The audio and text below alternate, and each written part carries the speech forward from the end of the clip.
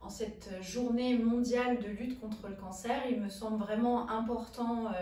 de souligner aujourd'hui un des enjeux des années à venir, au-delà de la recherche et de la prévention, qui est celui de la qualité de vie pendant et après un cancer. Ce sujet est vraiment au cœur de l'ADN de Rose Up, qui a pour ambition de permettre à toutes les femmes touchées par tout type de cancer de rester des femmes avant tout et d'être actrices de leur parcours de vie pendant et après les traitements.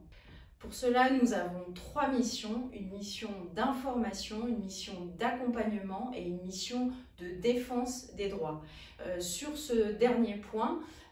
nos enjeux et nos combats pour cette année, mais aussi dans les années à venir, c'est précisément celui de cette amélioration de la qualité de vie qui passe par 2 sujets prioritaires pour nous. Le premier, c'est celui de la lutte contre la précarisation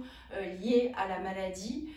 tant avec des restes à charge qui restent importants, quand bien même le système de protection sociale français est très performant, mais aussi la question du maintien et du retour à l'emploi, parce qu'il faut savoir qu'aujourd'hui, 15% des actifs sont touchés par le cancer et ce sera 25%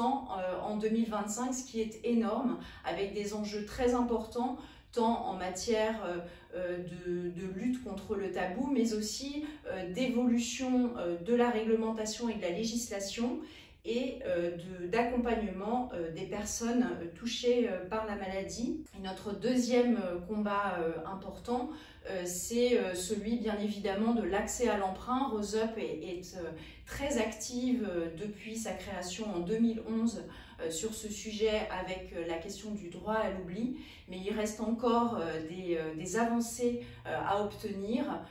pour permettre un meilleur accès à l'emprunt des personnes qui sont touchées ou qui ont été touchées par la maladie. Donc Rose Up est là tous les jours pour les femmes atteintes de tout type de cancer.